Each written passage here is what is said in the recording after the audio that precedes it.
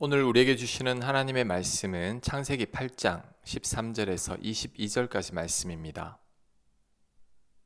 13절 601년 첫째 달 곧 그 달 초하룻날에 땅 위에서 물이 거친지라 노아가 방주 뚜껑을 제치고 본즉 지면에서 물이 거쳤더니 둘째 달 스물일의 날에 땅이 말랐더라. 하나님이 노아에게 말씀하여 이르시되 너는 네 아내와 네 아들들과 네 며느리들과 함께 방주에서 나오고 너와 함께한 모든 혈육 있는 생물 곧 새와 가축과 땅에 기는 모든 것을 다 이끌어내라. 이것들이 땅에서 생육하고 땅에서 번성하리라 하시매 노아가 그 아들들과 그의 아내와 그 며느리들과 함께 나왔고 땅 위의 동물 곧 모든 짐승과 모든 기는 것과 모든 새도 그 종류대로 방주에서 나왔더라. 아멘. 1월 1일에 땅 위의 물이 다 거쳤습니다. 2월 27일에 땅이 다 말랐습니다. 그때 하나님께서 노아에게 방주에서 가족들과 다 나오고 모든 생물들도 다 이끌어내라고 하셨습니다. 노아는 그대로 순종했습니다. 그런데 이 대목에서 특이한 것은 물이 다 거쳤지만 노아가 방주에서 바로 나오지 않았다는 겁니다. 57일이 더 지나서 나왔다는 거죠. 저 같으면 1년 넘게 방주 안에 갇혀 있었다면 물이 다 거친 것을 보고 방주에서 나왔을 겁니다.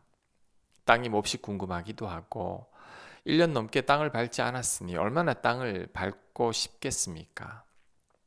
하지만 노아는 방주에서 나오지 않았습니다.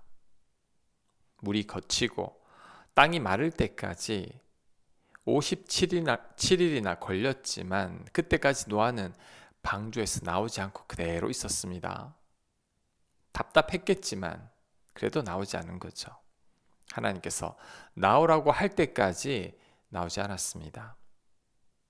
이런 노아를 보면 노아는 하나님 말씀에 철저히 순종하는 자라는 것을 알 수 있습니다. 노아는 하나님께서 말씀하시기 전까지는 절대 자유로 움직이지 않았습니다. 그래서 하나님께서 그 많고 많은 사람들 가운데 노아를 택하신 것 같습니다. 반면에 노아처럼 순종하지 않는 자들은 절대 방주를 만들지 않았을 겁니다. 바닷가도 아닌 평지에서 엄청나게 큰 방주를 누가 만들겠습니까? 그 많은 짐승들을 어떻게 다 방주에 넣겠습니까? 노아처럼 순종하는 자만이 방주를 만들 수 있습니다. 그래서 하나님께서 노아를 택하신 거죠. 이처럼 하나님은 순종의 사람을 기뻐하십니다. 이렇게 하나님께서 순종의 사람을 기뻐하신 이유는 그가 바로 믿음의 사람이기 때문입니다. 순종은 곧 믿음이라고 할 수 있습니다. 왜냐하면 나보다 하나님을 더 믿는 자만이 순종할 수 있기 때문이죠. 하나님을 전적으로 신뢰하지 못하는 자는 절대 순종할 수 없습니다.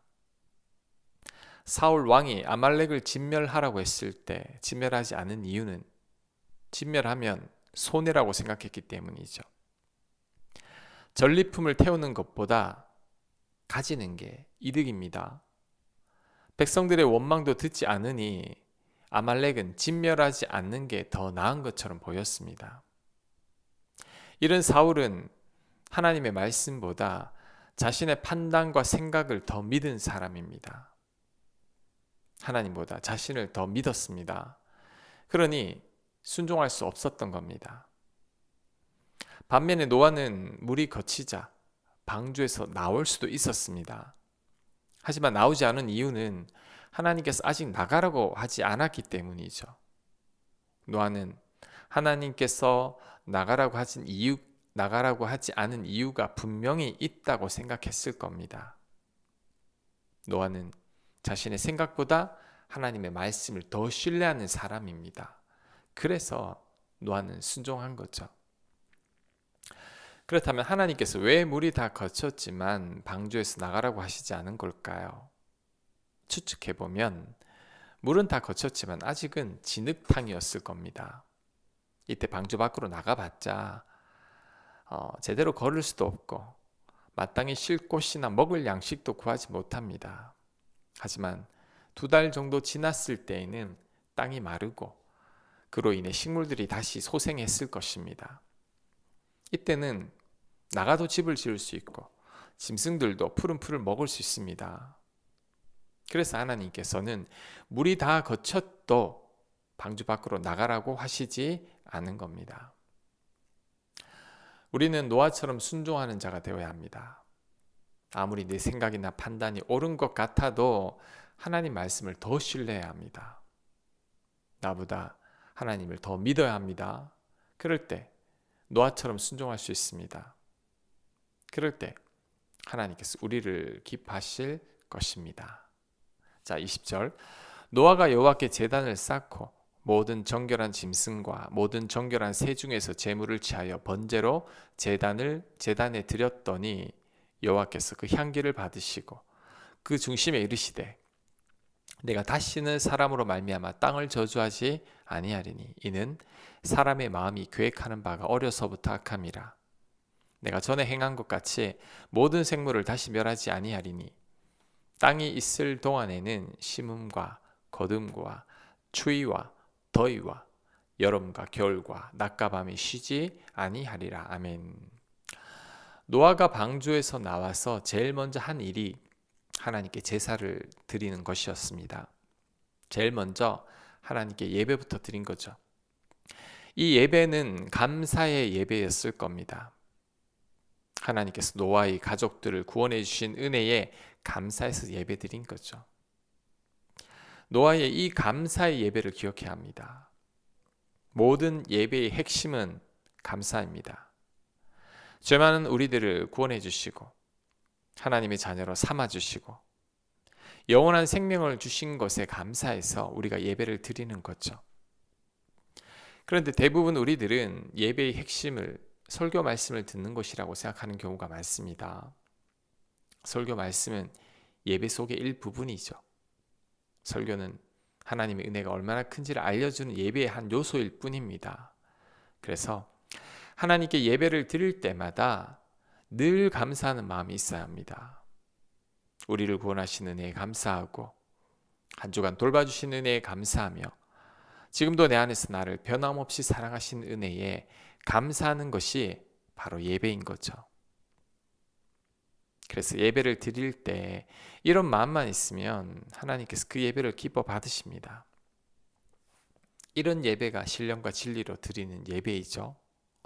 항상 이런 예배를 드리는 우리 모두가 되어야 합니다. 자, 그 다음 21절에서 하나님께서 하신 말씀을 다시 한번 살펴보고자 합니다. 21절, 사람의 마음이 계획하는 바가 어려서부터 악함이라. 하나님은 사람의 마음이 계획하는 바가 어려서부터 악하다고 말씀하십니다. 타고날 때부터 인간은 악하다는 거죠. 그래서 아담과 하와도 하나님처럼 되고 싶은 마음의 선악과를 따먹은 거죠. 가인도 동생을 시기하는 마음에 죽인 겁니다. 이런 인간들이 노아 시대에 가득하니 하나님께서 이 땅을 심판하지 않을 수 없었던 거죠. 소돔과 고모라 사람들보다 더 악한 사람들이 이 땅에 가득하니 하나님께서 매를 드신 겁니다. 하지만 하나님께서 이 땅을 홍수와 같은 재앙으로는 다시는 심판하시지 않으시겠다고 하셨습니다. 대신 땅에 있는 동안 심음과 거둠과 추위와 더위와 여름과 겨울이 쉬지 않을 것이라고 말씀했습니다. 이것은 이 땅에 사는 게 이제부터는 녹록지 않다는 거죠. 많은 수고와 고난이 있을 것이라는 말씀입니다. 자, 이 말씀을 볼 때 홍수 이전에는 이 땅에 심음과 거둠과 추위와 더위와 여름과 겨울이 없었던 것 같습니다. 인간들이 많이 수고하지 않아도 사는데 큰 어려움이 없었던 것 같습니다. 어쩌면 그래서 너무 풍족해서 더 타락했는지도 모릅니다.